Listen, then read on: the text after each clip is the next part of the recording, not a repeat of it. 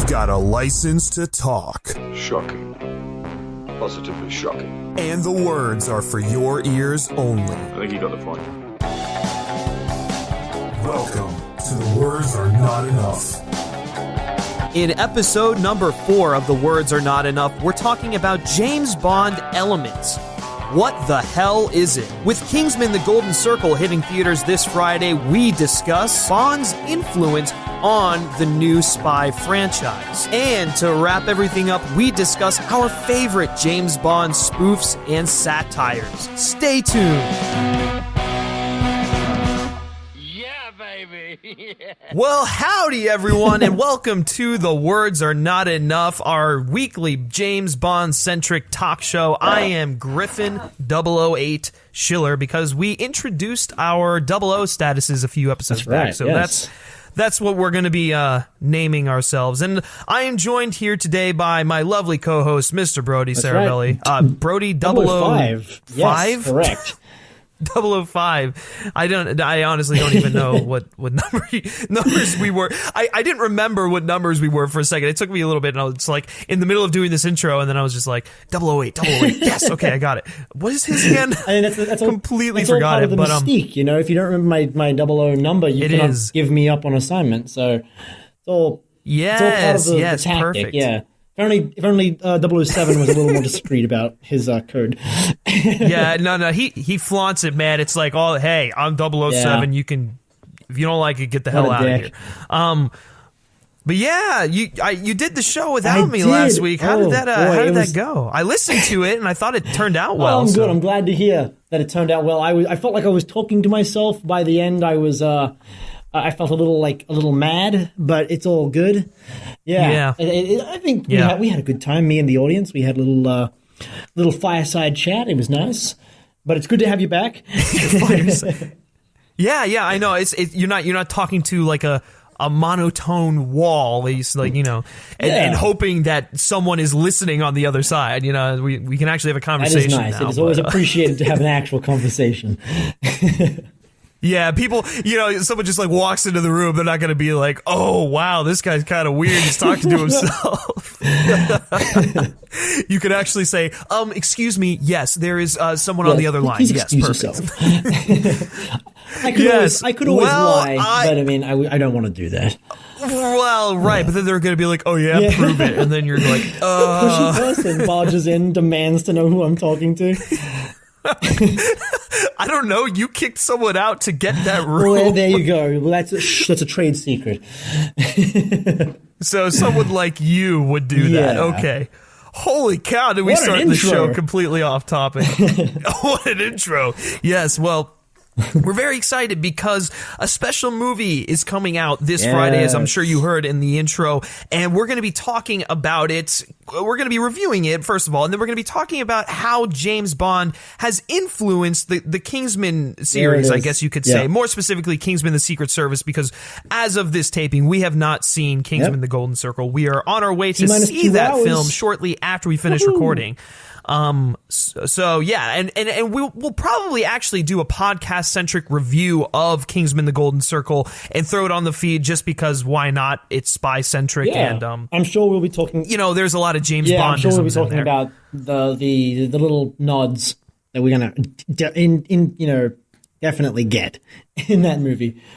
Oh, yeah, for sure. But, that is not the only thing we have on the docket for today. As I'm sure you heard in the intro, there's a new thing called 007 Elements that is opening up. We're going to be talking about that in Q Branch. And then we're also going to be finishing out the show with, as I'm sure you heard in the beginning, our favorite Bond homages and parodies and stuff like that. Anyway, so we've got some other stuff sprinkled in there aside from Kingsman, but the focus of the show today is going to be James Bond's influence on Kingsman: The Secret Service. Let's get started, though, with Tomorrow Never Lies. That was a really bad segue, but we just need to start this show. You could have segued from Kingsman straight to it, but it was it's all good. It's all good. I didn't stick the landing. No. But anyways, this has to do with a young gentleman who apparently, quote unquote, wants to be the next James Bond. So they're spinning it, yeah. So speaking with the Daily Mail, yes. Who could it be? Who could that be? Yeah. Yes, that young man. So speaking with the Daily Mail on the red carpet for the world premiere of Kingsman: The Golden Circle, Taron Egerton was asked if he would ever consider taking on the iconic role of 007. And he responded by saying, I quote, "If I was asked, yeah, amazing, of course." Exclamation point. Because that exclamation point is very important here. So, yes. When asked to compare Eggsy to Bond, Egerton also had this to say. He said the following: "I don't know how much better Eggsy is. I think he's quite a nice alternative. Bond is, eternally super cool and clean cut and sharp. Eggsy is too, but Eggsy doesn't always get it right. And I think that's the fun of Eggsy. He's not quite formed yet. Maybe one day he'll be James Bond, but for now, he isn't." And I'm glad he kind of tacked on that little, thing there, saying how he's got the makings to be James Bond, but he's not quite James Bond yet. Right. Yeah. And it makes sense. I mean, Eggsy is not supposed to be a mid-30-year-old man. Like, he's a kid who's just become a super spy. So all of that, it's great. So yes, James Bond is definitely in Eggsy's future. I think we can safely say, based off of the first Kingsman, and I'm sure after seeing Kingsman: The Golden Circle, it'll make more sense. But going back to the original quote here that sparked this whole conversation, Taron Egerton taking on the role of 007. Brody, what are your thoughts of that? Even though this is just kind of like fantasizing here, really. But what are your thoughts on it? I mean, he's not. I mean, first of all, he's like 27, which is a bit young. Yeah. But yeah, really young. He's 27? I think he is, yeah. I think I remember reading it somewhere. Holy crap, man. He looks a lot younger than that. Yeah, I will say. That's the other thing. You have to look. I mean, like, Roger Moore was older than Sean Connery, but he looked younger, so they hired him. Like, it's more about like the look than it is the age. When it comes to the role, anyway. Right, that's true. Just Hollywood in general, I guess. But yeah, no. So I don't know. I don't think maybe when he gets a bit older, he'll look the part more. But right now, he looks like you said, like baby faced. It's not not exactly what I think of when I think of Bond. And so he's a fine actor. I don't see him in the role as of yet. And I don't think he does either. I think he was just being tongue in cheek. But yeah. Oh, yeah. I mean, it was definitely just very much like, hey, if someone offered you $1 million, would you take it? Yeah, what are you going to say? No to the James Bond role? Yeah. Oh, my God. Yeah. I mean, if you're British and anyone offered you the role of James Bond, I think it's a given that you would take it. I mean, let's be real especially when you're promoting a James Bond esque franchise. You don't just want to go around trashing James Bond. Oh, yeah. Yeah. Yeah. So his answer makes sense, but I don't see it in the cards for him anyway. No, I'm with you too. I mean, I'd be curious as to what his take on the character would be as like an older man once he's matured a little bit more. I mean, obviously not necessarily in his personality, but in his looks as well. Because he's a very British guy, but he's like a different kind of British guy, I guess. Like he's more he's got a bit of a cockneyed accent, kind of like last week when you were talking about what's his face, Tom Hardy. He's very British, but he's got that cockneyed accent. That's Taron Egerton's a little bit like that as well. So I'd be interested to see how that would turn out. Not that it really matters. No, at all, yeah, and I mean that's kind of like I think I remember there was like because Roger Moore used to be really good friends with Michael Caine, and Michael Caine has a similar thing where it's like everyone was like, you should be Bond, but he's like, he doesn't sound like Bond. He just does like Michael Caine is one of the most cockneyed men. And I think it's one of those things where it's like there's plenty of people who could. I mean, he's an actor; he could always change his accent. But I mean, yeah, right. There's no problem. There is a certain level of like hoity-toity aristocratic ness that comes with Bond. Bond is like, he's rough around the edges, but he's definitely from that world. So, yeah. So let me just throw you a little curveball here. This is kind of off topic, and we'll try to there's not too much to discuss with this topic anyway. So no. We could just like kind of dance around it for a little bit. But anyways, I would just throw this in your ballpark. What if this question was asked to Colin Firth and not Taron Egerton? Thoughts on Colin Firth being a potential James Bond? It's a bit old, but Well, okay, take his age out of the equation. I'd love that. That'd be really, really fun. That'd be like, yeah, absolutely. He's got like that. I think that's why he's so good in Kingsman. He's just, I don't know. He's got that like that swagger. He's got the coolness. He's got the Bond. Like he is James Bond in the Kingsman franchise. Let's be honest there. Like he is very much that figure. He's a Roger Moore type James Bond, which I would not be opposed to. I completely agree. Yes, I was actually about to say that. He's got the maybe not the he's a little bit cheeky. He's got the Roger Moore suave. He's got that like sort of, he knows it's a bit all ridiculous, but it's all good because he's going to go with it anyway. It's great, I think. And I mean, if like hypothetically they were going to do an older Bond, he is the kind of person I would imagine like a Roger Moore Bond being in his twilight years. Although Roger Moore got pretty close to his twilight years in his Bond tenure, so I would say A View to a Kill, he was basically in his twilight. So I mean that's like no, I think that's great. He's great. So wouldn't turn him down. No, I just wanted to throw that out your way because I'd always like thought about it, but then I was like, yeah, you know, he's too old. You know, he's got his thing going on with Kingsman. Let's just leave it there. That's how I feel about his going back to that thing I was talking about last week. Since you weren't here for the discussion, it's kind of how I feel about getting an actor like what's his face? Shit, like this guy getting an older actor in general. I feel like Yeah, I forgot where I was going with that. Never mind. Completely lost it there. Well, okay, this is we don't have too much on the docket for today, so if you ever think of it, just bring it back up and we'll be sure to talk about it. But anyways, so yeah, that's it for Tomorrow Never Lies. We really don't have a whole lot on the docket for Bond news. That was really the only little nugget we were able to find.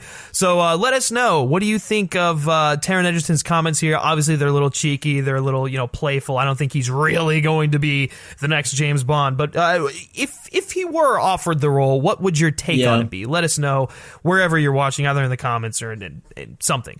All right, moving on to Q Branch here. So we got a really cool announcement here, and this is like an official announcement from 007.com. I'm going to go into this a little bit. So according to 007.com, 007 Elements will be an installation celebrating the cinematic history of Bond.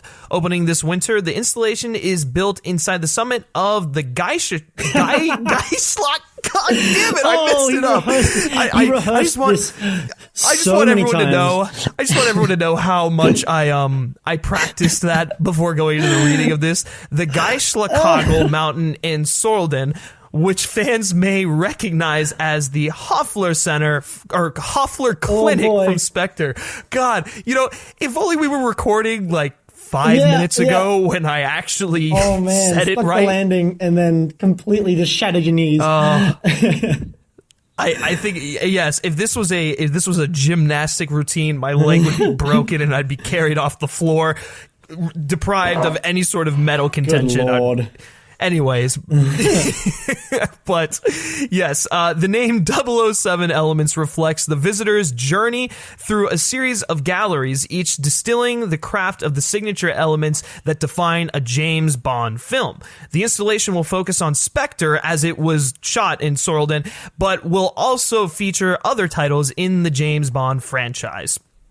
The collaboration between the project's creative director Neil Callow, the art director on Casino Royale, Quantum of Solace, Skyfall, and Spectre, aka all of the Craig films, and Optimist Inc. head of design Tino Shalder is intended to put visitors inside the world of Bond.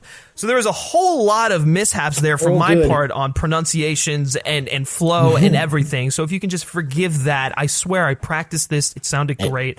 I went to do it. It's true. It's all true. If you've been there, if you had been there for the rehearsal, you would be blown away. You would think he was a natural like German speaker, but it's a.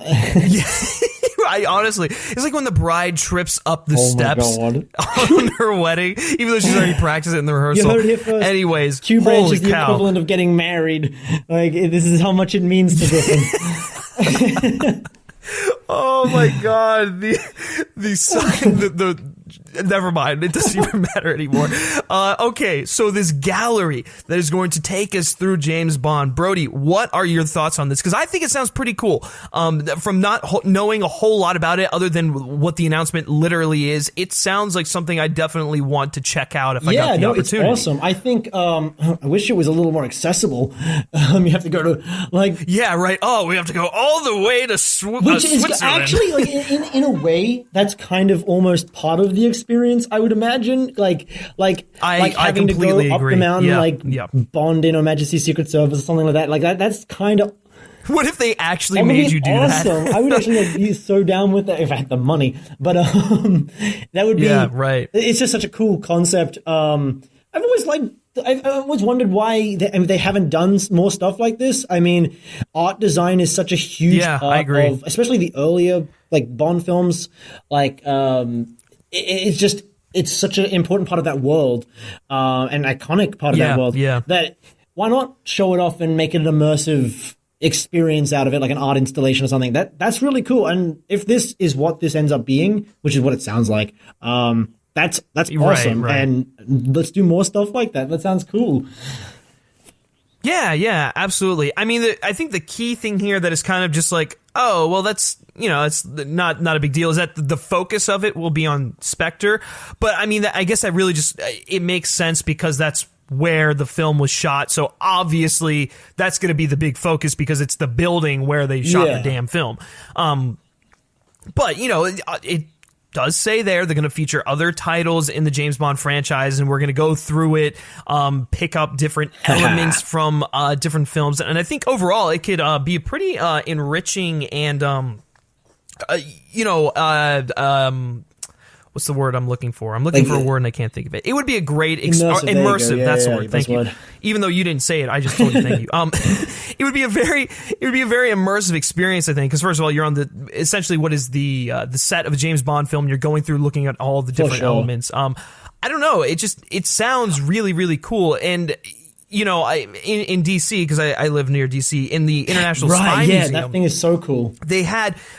Yeah, they had for the 50th anniversary of James Bond or something like that. They had an exhibit there, which was kind of like this. I mean, it definitely wasn't as immersive or just like flat out all out James Bond, but they had like props and costumes and different things from all of the films in the exhibit, and just walking through that was an absolute treat. I think it was one of the coolest exhibits I've ever seen in a museum, and it wasn't even based on history. Yeah, it was based on a film franchise. I mean, no, you're absolutely right. I mean, because I went there this last Christmas with my parents, and one of the coolest things was because they start you off going through the actual the actual spy stuff before you get to the Bond stuff. Right. And it's really cool seeing like all the actual spy stuff that you're like, oh, that looks like Red Grant's garrote watch, or that looks like the attaché case from Russia with Love. Mostly things from Russia with Love, but well, of course, because that's like the most accurate right? Yeah, one. And so you're going through and you're seeing like cool stuff, like the blade in the shoe and stuff like that. It's like oh, this stuff's like real. This is awesome. Also from Russia with Love, but it's like no Moonraker gadgets in real life apparently. But I don't think we'll ever see any of those. So it's I know that stuff's really cool. So definitely check out that museum. And on top of what I was going to say with this elements thing, I hope they're incorporated, because I mean, obviously the guy in charge of the art director for the Craig films, the creative director or whatever it was, right? I hope they're incorporating some of the Ken Adam designs into this thing, because that is like quintessentially the style of Bond, that like minimalist retro future 60s absolutely. It's what like helps ground it, but then also elevate it a little bit and make it that super spy as opposed to just very regular stylish, spy, very, it just timeless. So I hope they're including like maybe one of the rooms is like the Spectre boardroom from Thunderball, or that would be awesome. That would be so cool, like stuff like that, because I mean, those are like. And that's very clearly what they were going for, I feel, with especially with Spectre in terms of art design, like the whole like using flags in in Austria. Now neither of us could say it. Like, I feel like the whole point of using that facility, that actual facility, is it looks a lot like a Ken Adams like set. So it could have paid tribute to that stuff. So yeah. Yeah, no, I completely agree with everything you say. And I'm glad you brought up the Ken Adams thing, because that's a good point that I didn't initially think of. But you know, if you are fortunate enough to live near this thing when it actually happens, or you know, you live in England and are able to easily access it, I guess. Go. If you're honestly, if you're in Europe, definitely go to this. I think it will be it will absolutely be a rewarding experience, especially if you're a Bond fan or a Bond fanatic. I think that it would just be a great time through and through. So really cool to see that happening here.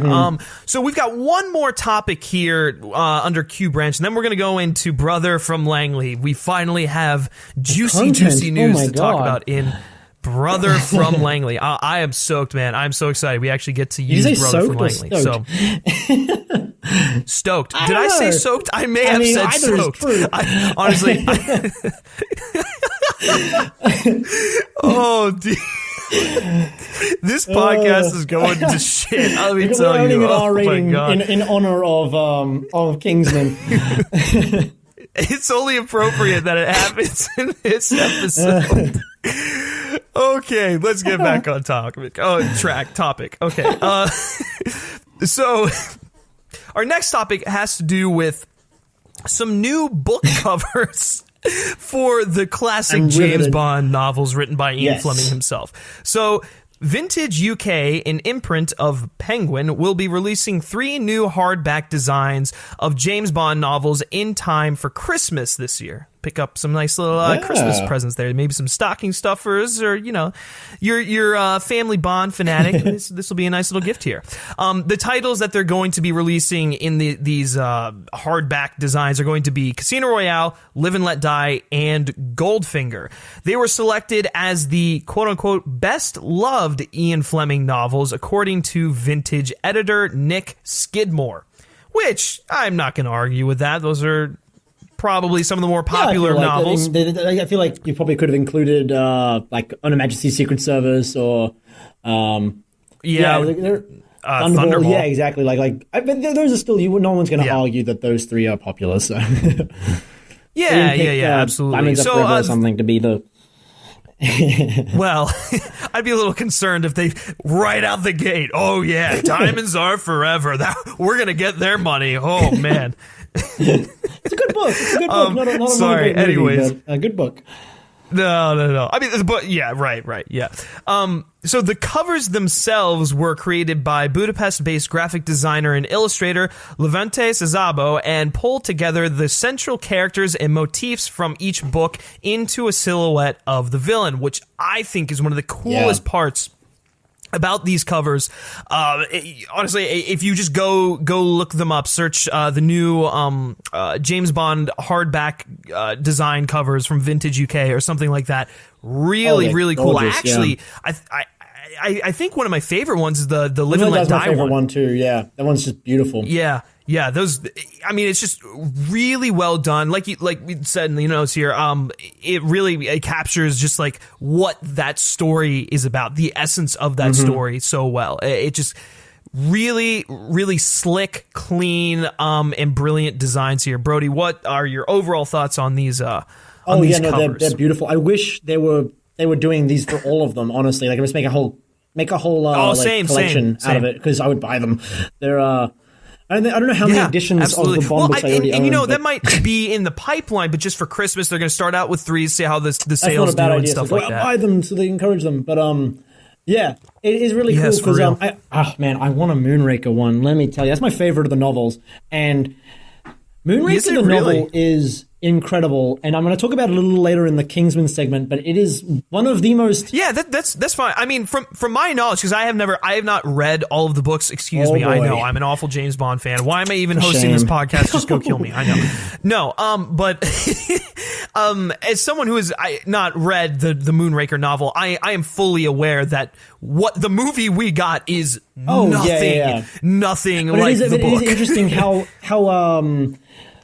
influential Moonraker is as a book on the series, even though it was never properly adapted, I guess. I mean, because a lot of elements from it end up in different movies, or just generally being considered as like a James Bond. And you see a lot of that in Kingsman, which I'll discuss when we get there, because there's a lot of parts of Kingsman that are like, this is a lot like Moonraker. But so anyway, these are beautiful. It would have been nice. I think this is like a weird, not even a nitpick. It would have been cool to have a little bit of like blood red on the Live and Let Die one to like contrast with the blue, but like coming out of the shark's mouth or something. It was all it was all blue, which is still really, really pretty. Because I mean, but I'm with you. I was expecting like some sort of red to be integrated. But I mean, it's really neat. I think that's I don't know if that's meant to be Lashif or Bond in the Casino Royale one. I wasn't sure on that either. If it's Lashif, he's looking really good because he's he doesn't usually he's not usually that dashing, but I'm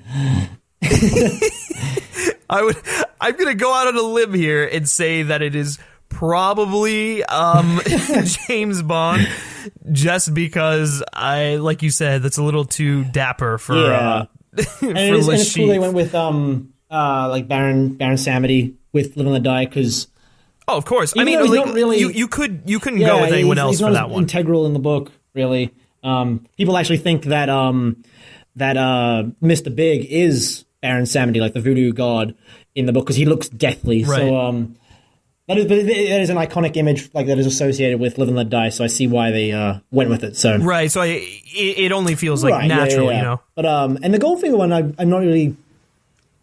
It's cool. They've got the crashing plane there, and they've got the golf game. The golf game is so good. Oh my god.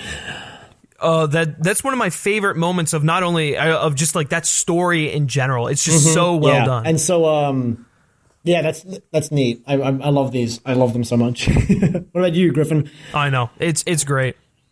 I think that now we know what to get Brody for Christmas. So if any of you people want to donate to the Brody Saravelli Christmas Fund, you can get these James Bond novels with the beautiful designs on them. It'd be a nice little treat there. we're only gonna need like maybe 40, not even 40. Yeah, around 40 pounds. There you go. I think they're selling for like £13 each. So. Well, there you go. Well, I guess that's the other thing. Can people in the U.S. get them? I mean, I assume you just have to pay for international shipping. Yeah, I mean, I've ordered stuff from Amazon back in Australia all the time, so that's further away. So, well, there you go. So it is readily available to everyone come Christmas time. So definitely go check those out. And with that is the end of our Q Branch segment. Moving right along here, just breezing through the show. At least up to a certain point. Then we're gonna, talk a little bit more. But really, there wasn't a whole lot to discuss this week. That was really the only tidbits of news. So thank God we have Kingsman coming out. They saved our skins there. Because now we get to have the inaugural episode of Brother from Langley. Yeah. So I'll just go over briefly what Brother from Langley is, because the first time we are doing this, I know. If you had listened to the first episode, then you'd understand. You're being punished for having followed through every episode. So yes, I know. If you are a regular listener of ours, I am so sorry, but I must do this. So, Brother from Langley is the segment where we talk about stuff outside of the James Bond world, other spy franchises and properties that are huge. And we usually just talk about them very briefly because, like I said, this is a James Bond podcast at its heart and at its core. But something else we like to discuss in Brother from Langley is how James Bond has had an effect, or how it's influenced those properties. Mm-hmm. And so, with Kingsman: The Golden Circle coming out in theaters this weekend, and it is clearly influenced by James Bond. I mean, very much so. Even the graphic novel that the movies are based on is heavily influenced by James Bond. It only feels natural for us to discuss Kingsman: The Secret Service, talk about Bond's influence on the film, and then some of the reference that they may have thrown in there. And then something a little bit more interesting, discuss whether we think that Kingsman is the spiritual successor to the classic Bond style, something so like the James Bond films from like the 60s, some of the earlier Roger Moore ones, well, I guess some of the Roger Moore ones just in general. Basically everything pre Timothy Dalton is Kingsman, the true successor to that. So, and just in case you were wondering, we got the title Brother from Langley because Felix works for the CIA. He is a spy organization, but it is not MI6, and he refers to himself as a brother from Langley in Casino Royale. So yes, haha, we're very clever. But anyways, yes, that is the last time I will explain exactly what Brother from Langley is in this inaugural so episode. Excited. He's been so excited for this segment, so you have to give him that. You have to give him the moment. It really is. It was a brainchild of mine. I've been very excited about it ever since I came up with it. Mainly because of the title, right? So let's just dive into this, dude. Come on, talk about Kingsman: The Secret Service. Hello, we both watched the film yesterday, I believe. Mm-hmm. So it is very much fresh in our head. Brody, I'm going to let you start this one off. What? Just give me your overall thoughts on Kingsman: The Secret Service. How you liked it, things you didn't like about it, just a very straightforward review, and then we can go further and further down the rabbit hole as we progress. For sure. Okay, so Kingsman was actually one of the first movies I saw in the US when I got here, because it came out in February for some reason. And I didn't know much about it. I hadn't read the graphic novel, and so I just saw a spy movie, and I was like, this doesn't look like Jack Reacher or something really generic and boring like that. Like this. This isn't Jack Reacher. Never go back. Had to get a burn. And if you're interested in watching Griffin and I shit on Jack Reacher, Never Go Back, there's a review on our YouTube channel. Christ. But yeah, no, it didn't look like that kind of like normal, like post Jason Bourne kind of spy movie where it's like everything is realistic and like kind of dull. And so I was like, all right, I'll give this a chance. And I went in and see it and was blown away. It is so much fun. And it is, some people complain that it is, it kind of takes the mickey out of like the Bond films a little, it mocks it a little bit, but yeah, which I mean, it does, but in a loving way. That's the main thing. It is every reference, every sort of tongue-in-cheek, like sort of this is kind of stupid about the Bond movies reference is made from a loving place, kind of like the Austin Powers movies were, but they're a little more serious than the Austin Powers movies. Right. But it's everything about it was just so great. They were making references to things that they weren't like because I feel like a lot of the Austin Powers references, mainly in the second and third Austin Powers movies, they were a little more sort of like general audience friendly Bond references as like things everyone knows. Yeah, they were more on the nose. I mean, the first movie had some real gems of like obscure references. Yes, they did. But and I feel like that's what Kingsman had a lot of, especially for like the Roger Moore movies. There was so many like sort of little blink and you miss it, like, oh yeah, that's kind of just the way they said that, the way they did that was kind of like a Roger Moore movie. It wasn't on the nose or anything, and it was just right. It was just delightful. And it also had like a bunch of like ultra violence, which is sort of like the antithesis of what Roger Moore's Bond was. So it was just kind of fun. Right. Well, and that's like this, and that's where the Matthew Vaughn isms really come in, because if you've watched any of Matthew Vaughn's movies, I mean, whether it be Kick-Ass, except for First Class, doesn't have. First Class, not really, but any of his films, really for the most part, are uber violent, and it's definitely like a trademark of his. And it's just. Yeah, I mean, I feel like I'm going to talk myself in circles with just everything about Kingsman. I've grown to adore that movie. It's one of my favorite, like, recent action movies. It's just, and then obviously you've got like major set pieces like the church scene that everyone knows and loves. Oh my God, yeah, it's just, it's such a gem of a scene because like. Everyone's like, oh, the church scene. It's like, yeah, it's great. But then you go and you actually watch it. You're not like watching just the clip of it on YouTube. You actually watch the whole movie and it gets to the church scene.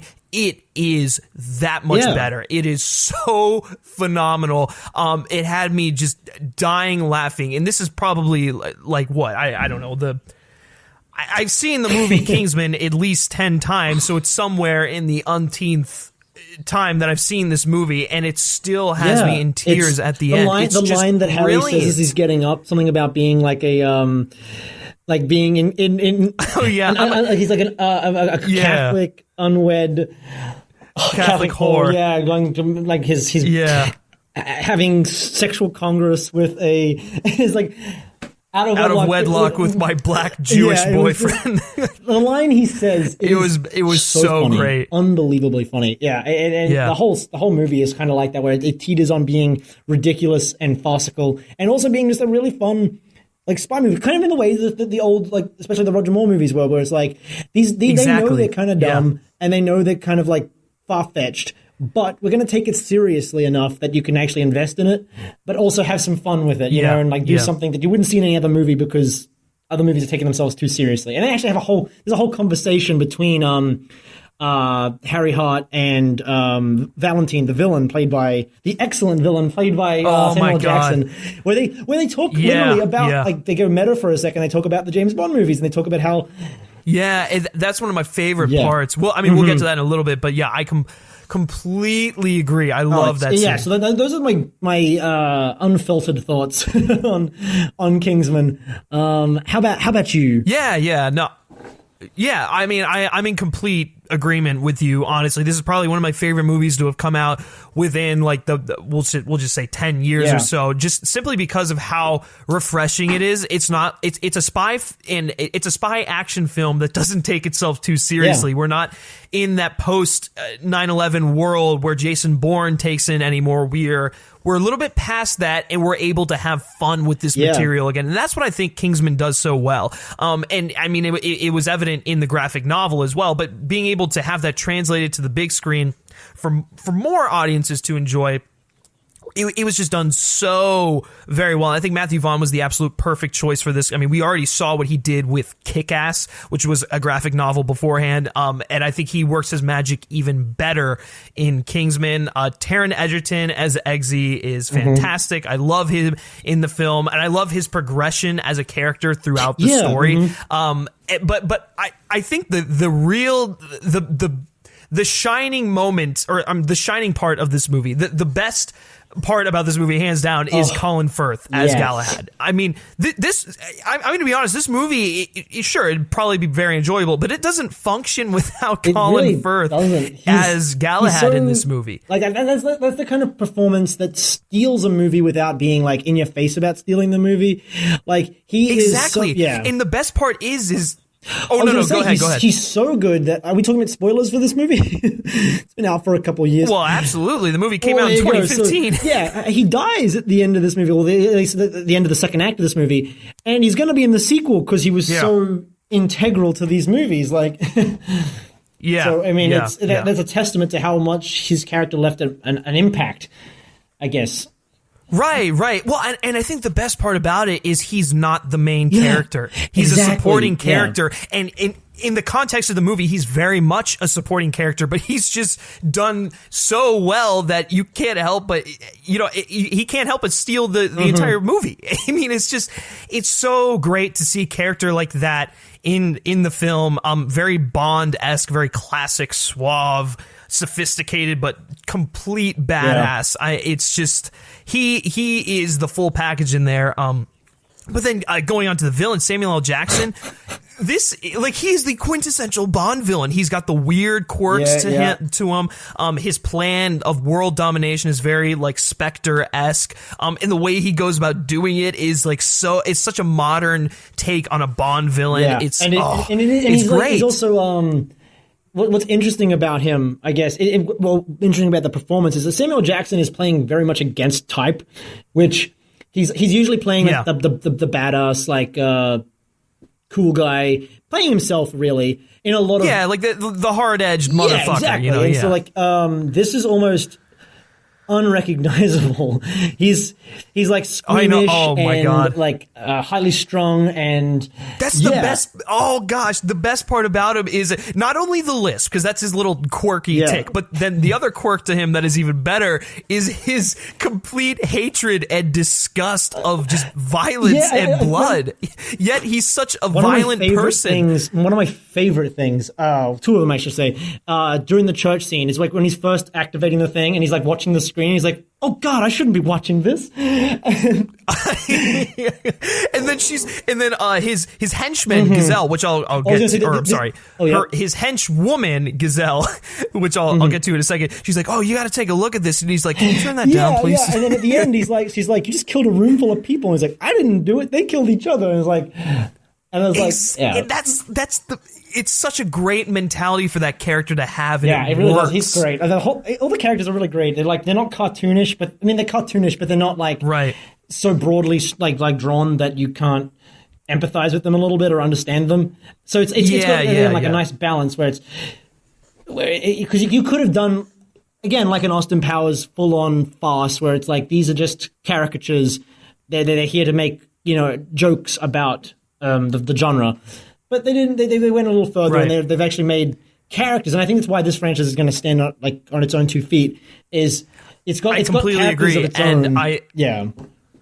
Yes, that's one of the things that I love about it. It's not a spoof at all. I mean, there are elements of it that are spoofy, quote unquote, but it is 100% not a spoof. It's an homage and almost like I guess you could say satire in a way, but it's done in a way where the film as a whole is a very well structured movie where the story is compelling. You can get behind the characters. They're not just in it for the yucks or the laughs or any of that stuff.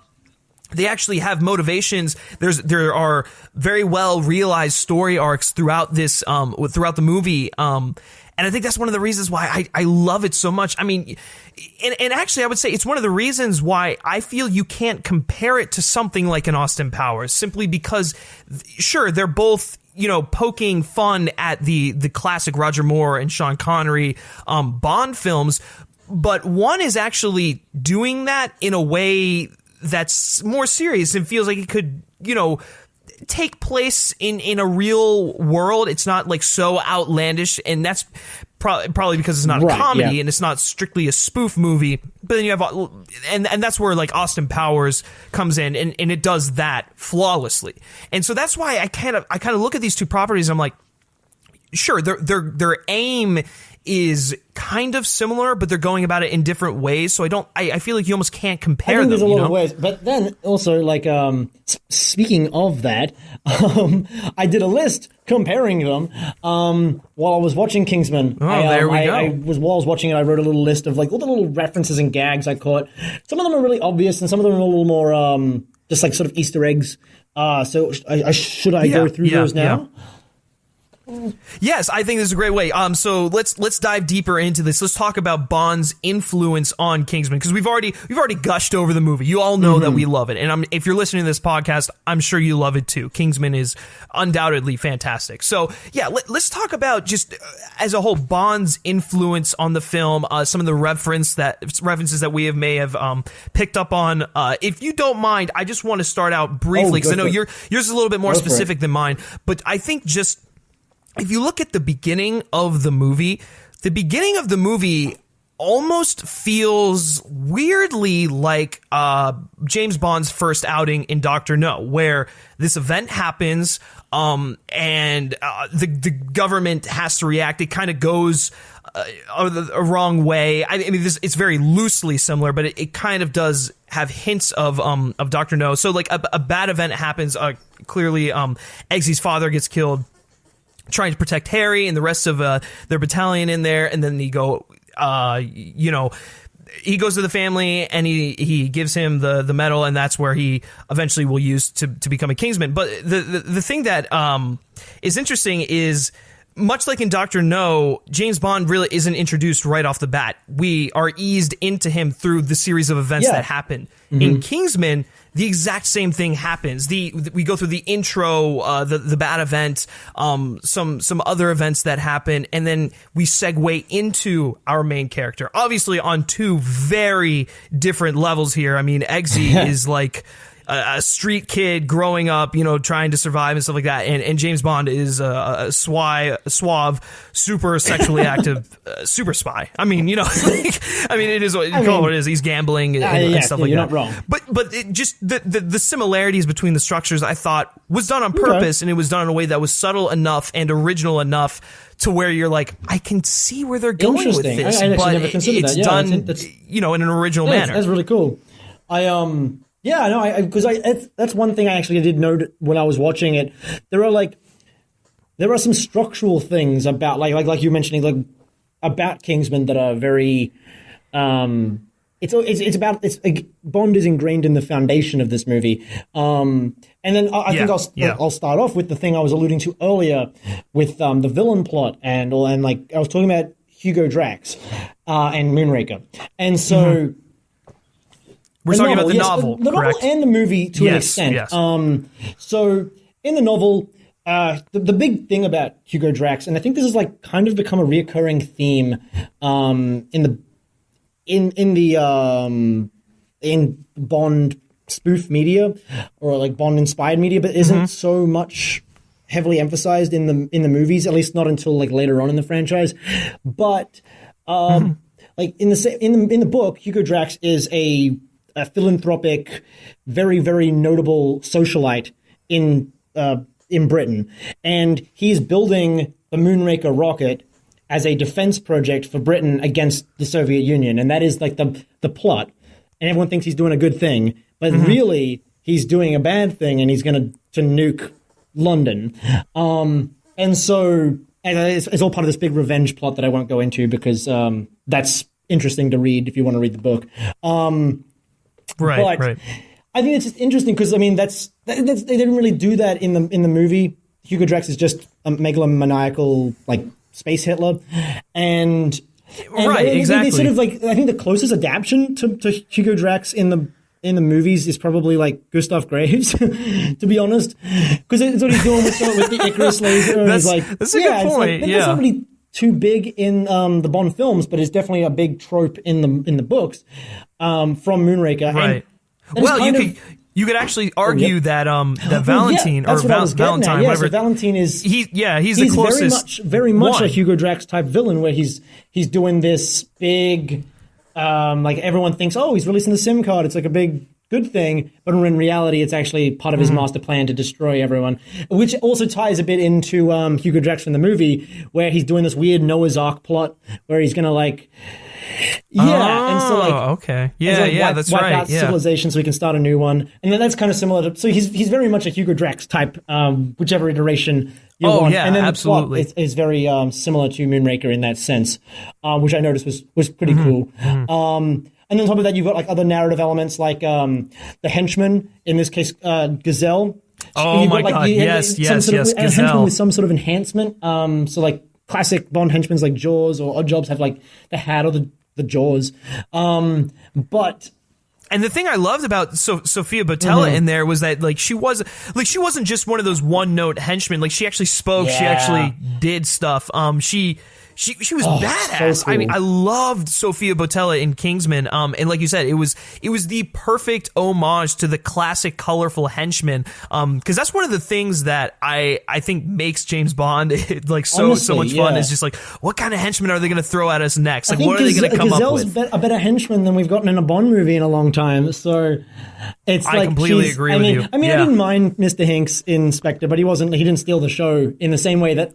He was like a wannabe Jaws without the enhancement. He had those thumbs, but it was kind of that's a little silly.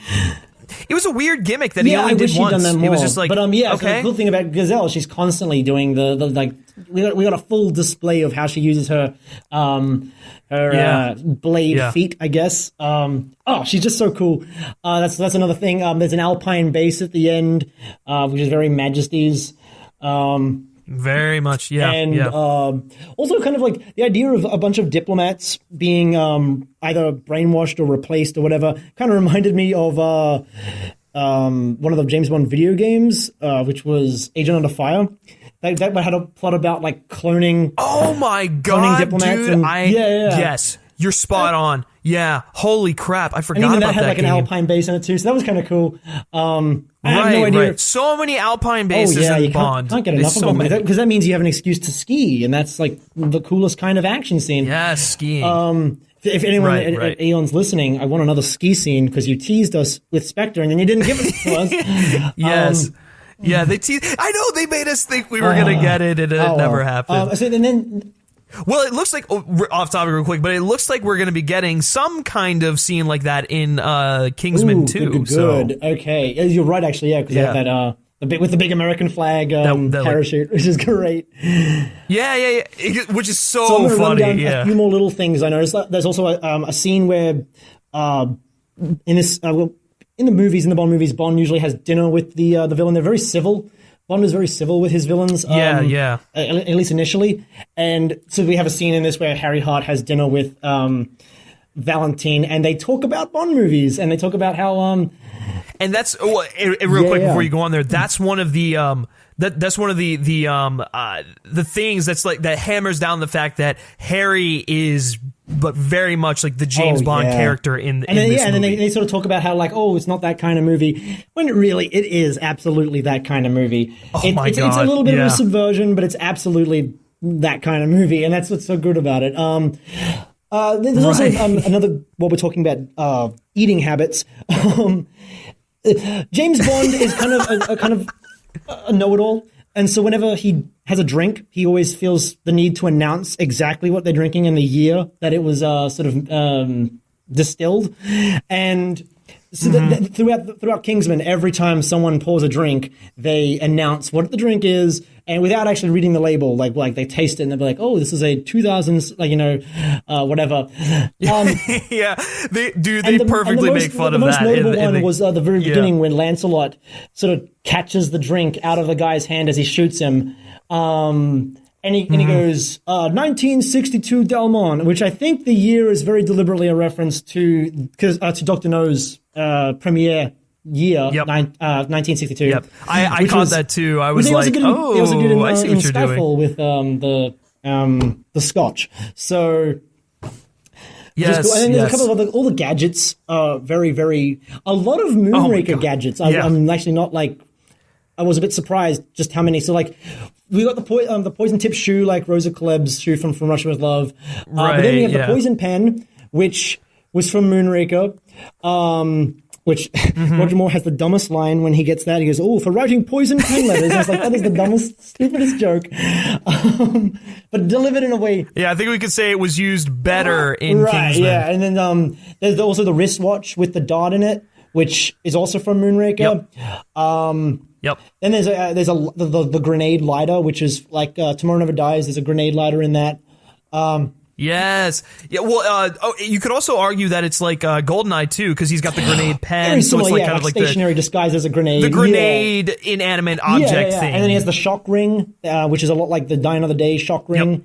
Yep. That one's more of like a sonic ring, but it's similar in concept. I'm trying to think. I think those are most of like the gadget. Oh, the remote control car. The taxi's a remote control, like in Tomorrow Never Dies, and he uses his little tablet. Right. Wait, were the taxis? Yes, they were. He That's brings right. Eggsy back to his apartment when he like sort of runs away. Yeah. Now a couple more like sort of obscure things. One thing I noticed was when we were in Harry's apartment, since we're talking about Harry's that scene at Harry's apartment, Harry is a fan of pinning butterflies, which is something that M does in On Her Majesty's Secret Service. That's like his hobby, which is kind of interesting. And then there's a couple of other things, a couple more obvious ones, like when Eggsy names his dog JB, and they have a little back and forth, and they make it fun of how many spies have like the JB initials. The movie ends with Jack Bauer. The movie ends with Eggsy having sex, which is like a classic Roger Moore thing, and he makes a little joke about it. But then they ramp it up to like 10, and they're like, level. Yeah. Which, real quickly, some people didn't like that, and I actually thought it was so funny. Hilarious. And it's kind of like that. That's almost what that's what they would have done in the 70s if they had been able to, if they'd been allowed to. They would have absolutely done something like that. But I will say though, it did feel a little out of character for Eggsy. I mean, I totally like understood it and I thought it was hilarious and it didn't bother me at all. But for the people who didn't like it, yeah, it felt a little out of character for him to do that. Yeah, I mean, and absolutely. And then like that's another thing.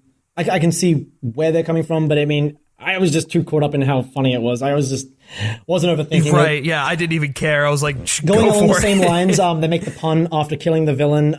They almost do an anti-pun when he kills Valentine, where he goes, "I thought, what kind of movie, bruv?" And that's like a callback to what they were talking about with between Harry and Valentine earlier. Yes. There's a couple of other things like they use satellites. That's really. Like, oh my god, how many Bond villains use freaking satellites for just everything? It's like if the second satellite technology was a thing, that's like everything has to be a satellite. Like, it's like, oh, satellites. It was a little less ridiculous than the satellite from what's it call it? You Only Live Twice? I was thinking of like Triple X. But, the Triple X was that Fast and Furious. Oh, actually, that's not even a satellite and You Only Live Twice. That's the spaceship that grabs the one that eats other shuttles. That, I mean, they have like one in Diamonds Are Forever and GoldenEye and Die Another Day. And there's satellites in all of these. But they love satellites. But so that was kind of fun. On top of that, they also had just like things like the blaring horns in the soundtrack. They had like this very Bondian soundtrack where like wah, wah, wah, like. Right, which is cool because what Henry Jackman and Matthew Margeson are able to do is their score is very much not James Bond while still being very much James Bond. And what I mean is by like their instrumentation, the types of the types of instruments they use, how prominent each section is very Bond. But they're playing like rock music almost throughout the entire thing. And actually, I think it's that the music itself is a perfect analogy for what this film is to James Bond. It is a rock interpretation of the classic James Bond. Yeah, no, that's actually really, I like that. It's a nice summation of what it would be, I guess. And then I kind of like, I guess the last note I have here, which ties a bit into that, because it is definitely a subversion of the Bond formula where you have to be familiar with Bond in order to get a lot of the stuff in Kingsman, but it is not necessarily just a set of references. This isn't like a Family Guy skit where it's like just a reference to something. You know what I mean? That's not the joke, right, so to speak.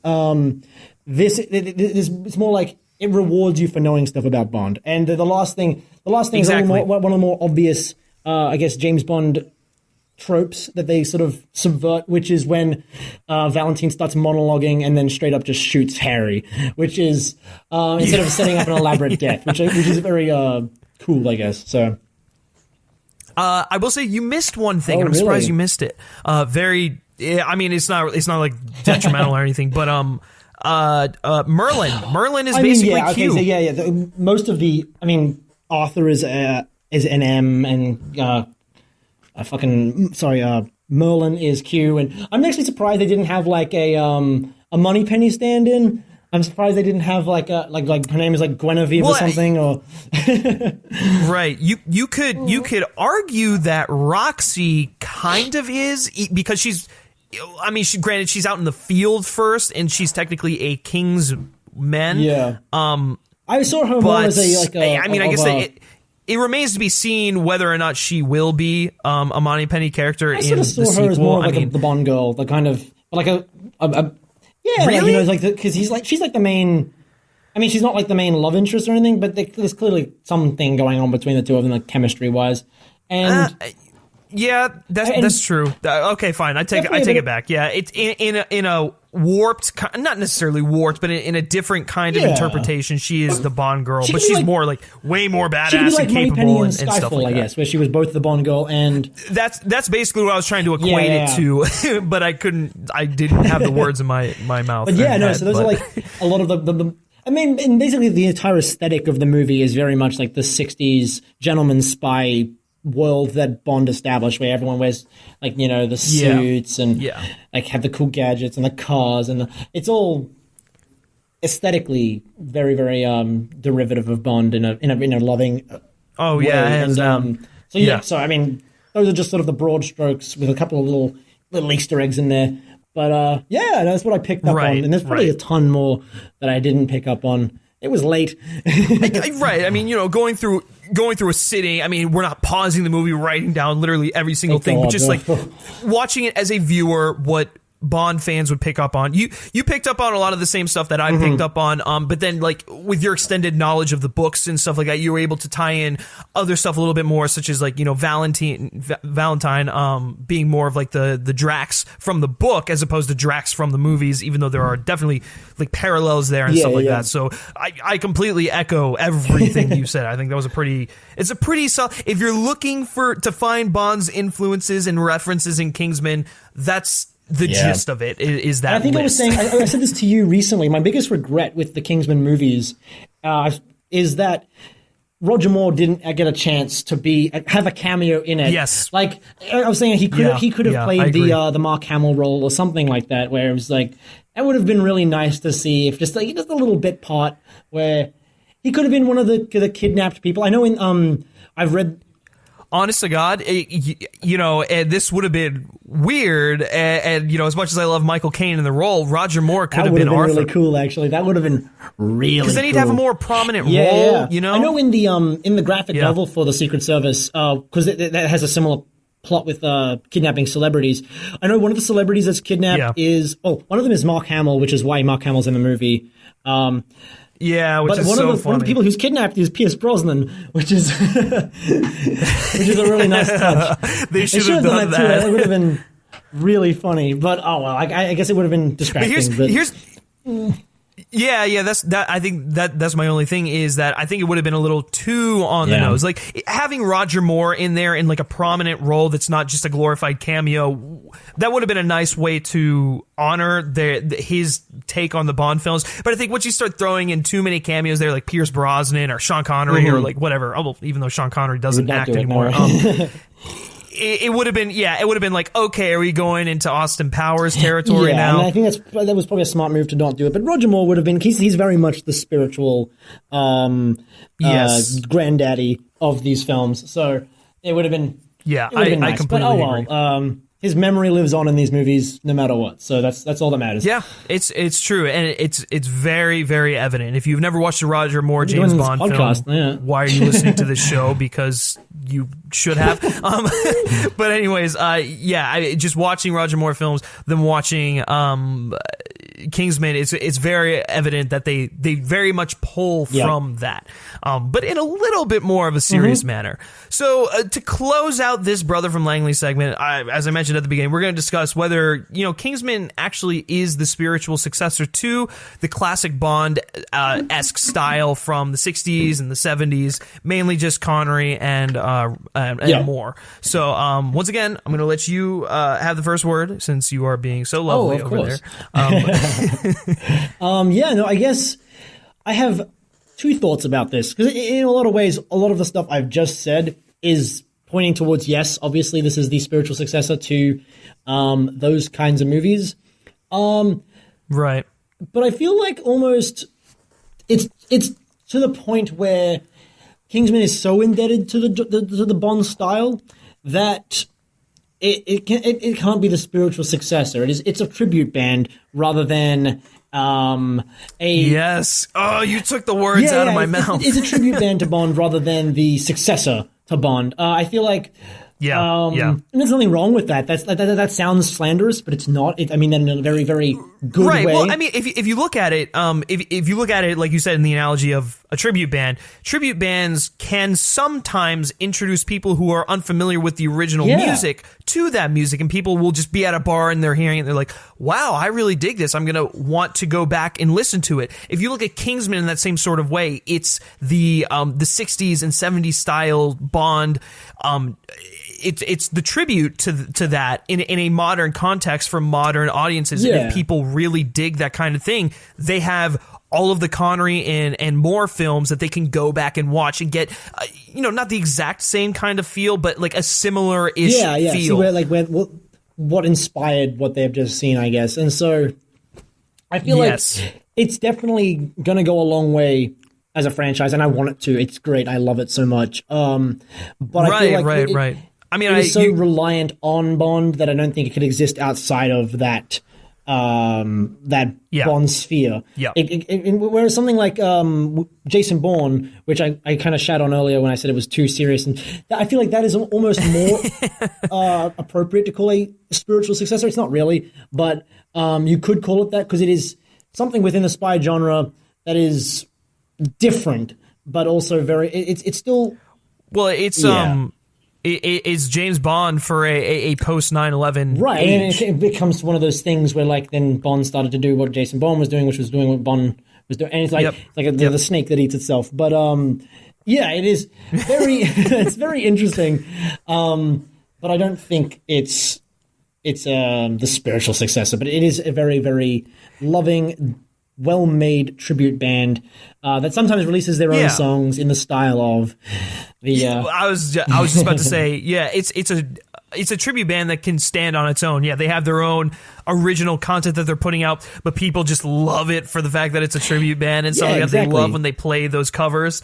But that's not to say that their own content isn't good. Their own songs aren't good, because Kingsman, a lot of the stuff that's original to it is terrific. And it's got that hard edge it's got a hard edge to it, but in like a fun way, and then it crosses a line that something like James Bond can't do, and so they're able to go further than what Bond has been able to do, and give us something that's a little bit more wacky, a little bit more violent, a little bit more amped up. Sexual, I guess you could say. And it's all done, in loving tribute to the Bond films that very much clearly, almost 100% inspired Kingsman. I mean, it just, it's one of those situations. So I weirdly enough, I'm not going to disagree with you on that. I wouldn't call it a spiritual successor at all. It is, it's its own thing, but it definitely pays tribute to what gave it the tools to be great, I guess you could say. No, I think we're in total agreement. There's not going to be too much discussion on this one because no, we can move right along into Shaken But Heard. So that is all we have to say on Kingsman: The Secret Service. Clearly great, a phenomenal film that is very much inspired by the classic Bond films. If you have never seen it, why? Go watch it. Go watch the Golden. I'm going to say the Golden Compass. Jesus, go watch the Golden. The Golden Circle this weekend. Yes, go see that. We want them to make a third one. We want at least a trilogy on our hands. So yes, moving right along into our final segment, Shaken But Heard. So as we've been discussing basically for the entirety of the show, there has been quite a few homages and parodies and satirical takes on James Bond.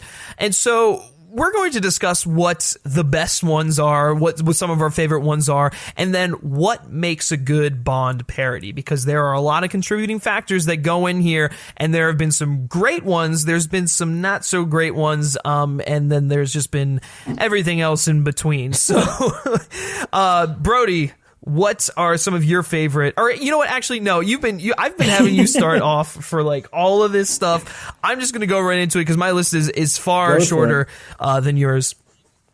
Obviously, Austin Powers. I mean, you want to talk about the other end of the spectrum where Kingsman is its own thing, but it pays tribute to Bond. Austin Powers is the stand-up comic who only references one thing. It's the stand-up comic that only tells jokes about like comic book movies. That is what Austin Powers is. It is so funny. Some of my fondest movie experiences, I think, were just watching the Austin Powers movie. Because even though when I was younger and I hadn't seen all of the Bond films and I wasn't getting all of the intricate little references, I still thought the movie was fucking hilarious. And watching it now, the movie is 10 times more funny, not only because I can pick up on all the sexual content, but also because I can pick up on the Bond references because I've seen all of the films.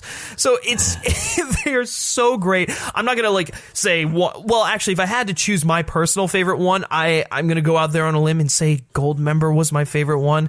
I know, kill me. It's Nothing wrong with that. It's Nothing the wrong with least revered one, but I think it's the one that I recall the most, and it's the one that has my favorite scenes in it. It has me laughing to tears at multiple moments in that one. Same. And then I would say Spy Who Shagged Me and the original Austin Powers are basically on the same level. I give her on any given day, one is better than the other, but I'm giving the slight edge to Goldmember just for that. And then obviously we just talked about it, Kingsman. It stands on its own. We already talked about why it is a great homage and stuff like that. I'm trying to think if I had anything else on the top of my head. I guess you could. I'm sorry. Archer. Oh, yeah. Archer is like. Yeah. I mean, Archer does it in kind of a. Archer's interesting. Because while it's not a movie, it's a TV show, and it's kind of the in between of the Austin Powers and the Kingsman. Whereas like Kingsman very much stands on its own as a tribute. Austin Powers is reliant on the James Bond isms to give us comedy. Archer is kind of in the middle because it definitely parodies Bondisms, but then it also has those Kingsman elements where it can stand on its own and they do their own things, but you can clearly tell that it's influenced from so much as well. Like I think it's James like the Bond. thing. Like Archer as a character is very obviously a caricature of the alcoholic, like James Bond, if he was a real person, would be a lot like Archer. He'd be a dick, and so I think it just takes that to its next logical conclusion and then builds off of that, which is a really fun way to do a parody of James Bond, and one we haven't really seen before. Like no one's really run with that. Like, what if we take everything bad about James Bond and then just like ramp it up? Because so I mean that's just. And then obviously you have like Mallory, who's a lot like Dame Judi Dench's M, but it plays up the mother-son aspect of them, but takes it literally and it's just great.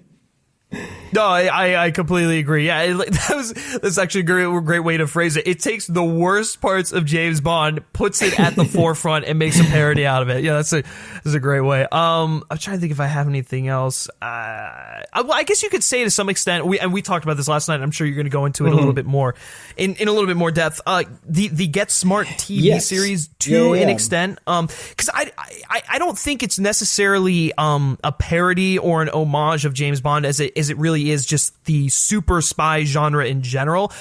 That's not to say they're not taking elements from James Bond. They 100% are, because it's the prominent figure in that subgenre. But it's one of those things where it rides the fine line of being a Bond parody and just being a parody of super spy subgenre. So I guess I can throw it in there simply because Bond is the prominent figure in that. But yeah, those are my picks for the best Bond homages, tributes, parodies, and such. Yeah. So how about you? What are your picks? I know we're gonna have some overlap. I'll start by riffing off of what you were saying about Get Smart. I'd say Get Smart's definitely.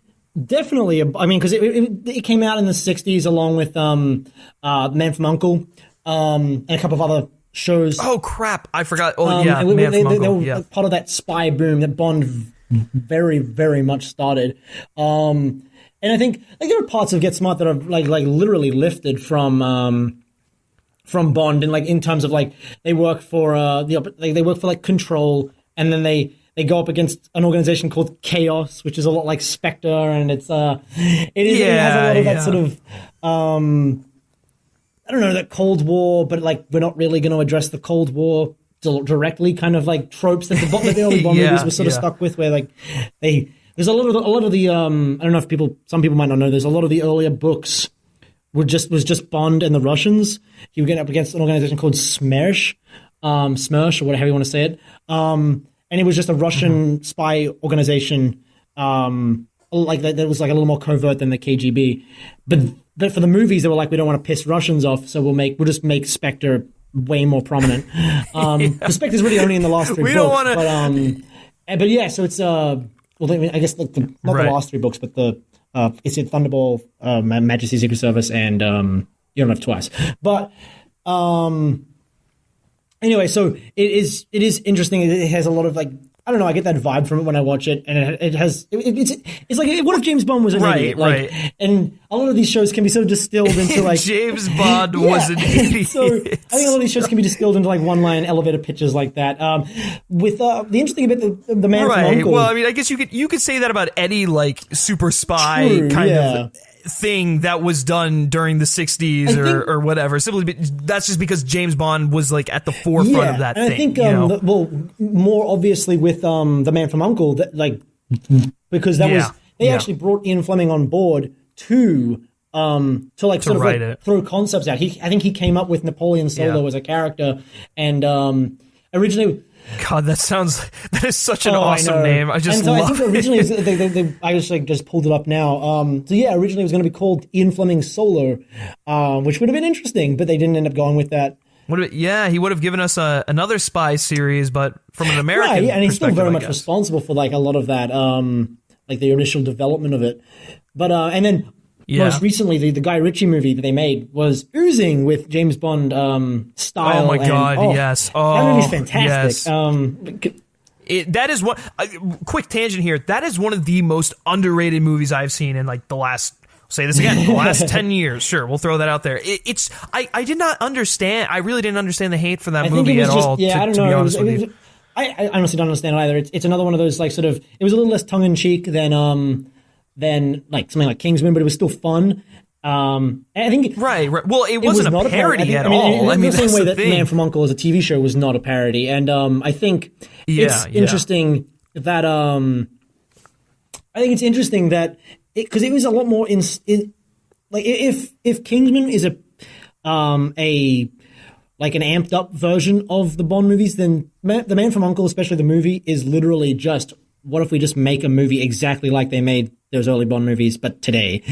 And because it's almost like beat for beat a Bond movie, and it takes itself as seriously as a Bond movie did, and it's great. So I mean, if you want that, if you're nostalgic for those types of movies, check it out because it's still got funny moments in it, like the bit where they're frying the guy by accident on the chair, and it's brilliant. It's funny. It is. There is some really funny stuff in there. Takes itself very seriously, which is enjoyable, which is what you want out of your spy thriller every now and then. But and then on top of that, Austin Powers obviously is without mentioning that would be a mistake. I mean, it is the Bond parody. It forced them to change Bond because it was pointing out all the tropes that people were starting to get sick of because it was so obvious. But and so like I'm trying to think of more, I guess. I mean, there are a ton, but they're not very good. Is the thing. There's not a ton of really, really good ones. Like we were talking about. I mentioned the Casino Royale, the original Casino Royale, like parody. The original one, yeah, right. Which did that have Michael Caine in it? No, that had David Niven in it, and that's right. That's Woody right. Allen. Okay, yeah. I was thinking of the original Italian Job. Yeah. I mean, a ton of. I guess these are more like homages. A ton of those early Michael Caine action movies, like what's it called? I forget the name of it, but the one where basically Michael Caine is playing like a Bond type character in the 60s, and his name is actually Harry, which is where Harry Hart gets his name in Kingsman. It's a nice little nod. And he wears the glasses, the big Michael Caine glasses, and so and so I guess it only made sense to have Michael Caine in Kingsman. Yeah. So I think that role was definitely tailor-made for him. But I think there's just so much I guess that riffs off of Bond. I mean, Mission Impossible has definitely gotten a lot more Bond. The movies have anyway. Well, I think so. I don't know. They've lately have gotten a little more outlandish. They've got the gadgets. They've got all the little like bits and bobs, and that's definitely in the vein of James Bond. They've sort of transformed, but they use Simon Pegg's character into a Q. Yeah, that's right. But I look at it as more of I guess if James Bond worked as part of a team, I guess you could say, because it's very much its focus is definitely on the team element, and like Ethan Hunt obviously is like the main character, but like I wouldn't say he's a James Bond type character. I just think the show itself, the show and the movie are definitely they wouldn't exist if James Bond didn't exist. You know what I mean? Like, yeah. So no they're definitely informed by James Bond. So I think, I agree. Yeah, there's just a couple of them that I could think of. Yeah, the Casino Royale one's a bad one. Really, but, I think you said it. Yeah, I'm sorry, I don't mean to keep cutting you off, but I think you said it best earlier, where it's like there's a lot of them out there, but there's only a select few of good ones. And I think we have basically tackled the good ones. So going off of that, just and to wrap up everything here, in your mind, what makes a good Bond parody? Because there's, you could cross some lines, you can just become stupid and stuff like that. It's got to have some magic to it to make it a good Bond parody. My first point would be it's kind of an intangible thing, but you just have to have a love and an understanding for the material, and that's the same thing with any parody, really. Like I think it's the difference between Austin Powers and an SNL skit. You know what I mean? Where if SNL this is hypothetically, I'm not meaning to pick a fight with SNL, but let's say hypothetically SNL was to do a James Bond parody, what would they do? They would do the surface level sort of like, okay, we got a guy on a chair with a scar, and then we've got with a cat, and we've got like an alcoholic protagonist who's very misogynistic, like very surface level stuff. But then you take that to the next level, and then you've got with an understanding of the character, and that's when you get something like Austin Powers, where it's like you are making those surface level jokes, but you're also just taking it a step further, and you're sort of I don't know, there's just more of an understanding of why these tropes are a thing, and that's the best way to make a joke about something is by understanding it, I guess. So yes, and I think that goes in tandem with, if you're gonna do a James Bond parody or something like that, you have to make it feel like you genuinely have to make it feel like James Bond, I think, in a way. Like, whether it be, like, you pick the era of Bond that you want it to feel like whether it be the Brosnan ones, Dalton, Moore, Connery, Craig, whatever you want to do. Honestly, I'd love to see... If you're going to parody... Oh, no, I'm sorry. I was just going to conclude by saying, if you're going to parody it, it has to have that feel. You can't just, like you said, be making surface level jokes, very vague, references, and just,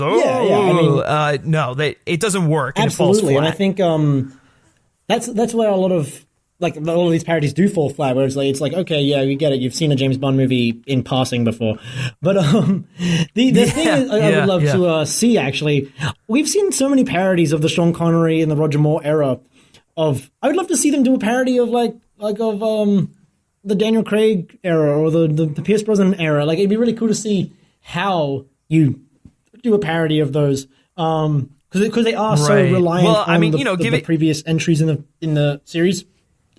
It'd be interesting to see how you would tackle that without making it generic. Because if anyone's listening, write me a parody of one of those, and then you'll have my interest. Because I feel there we go. I feel like especially Pierce Brosnan is ripe for parody. Oh my god.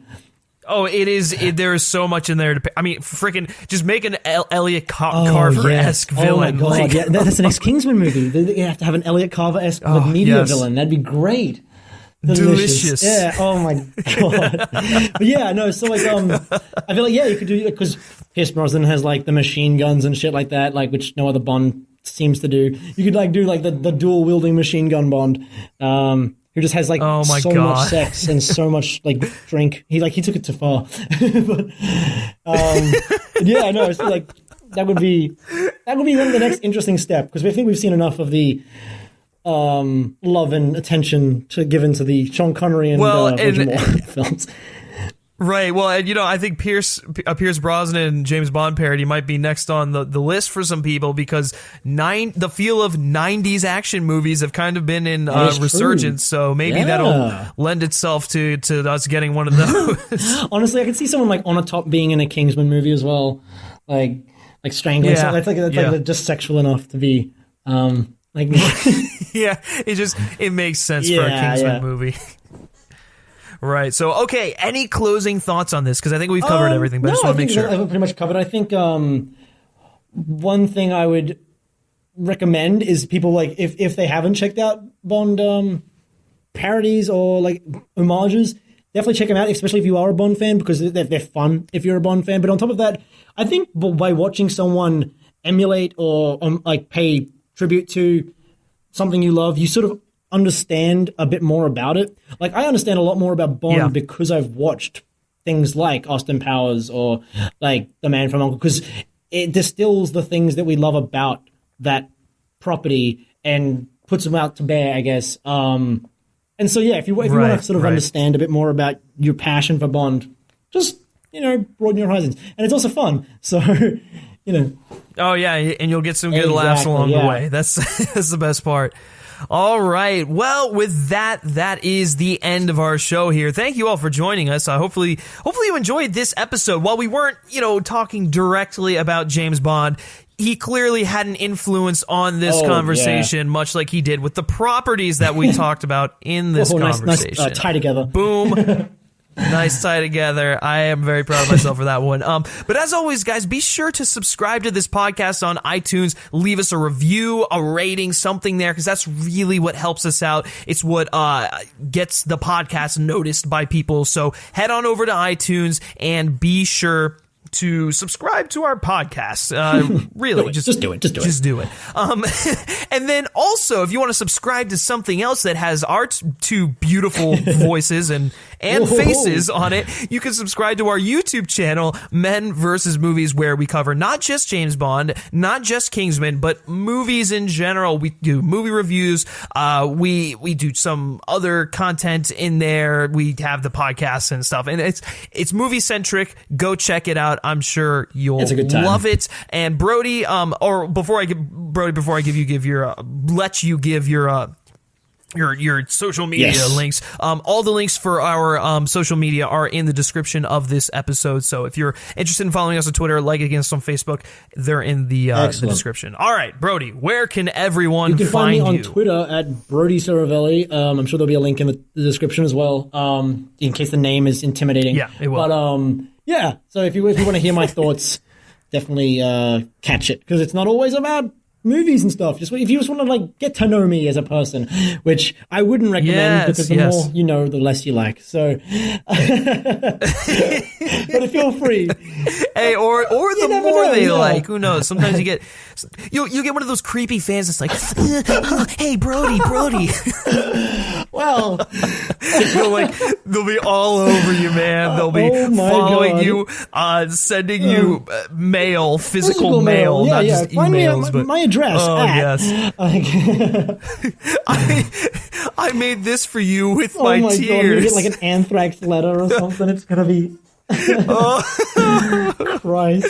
Oh my gosh, it's so funny. Anyways, we love all of you. Thank you for watching. If you like me specifically and you like what I have to say, you can always give me a follow on Twitter at Griff Schiller. All right, and we will see you back here next week for another episode of The Words Are Not Enough. But until then, take care.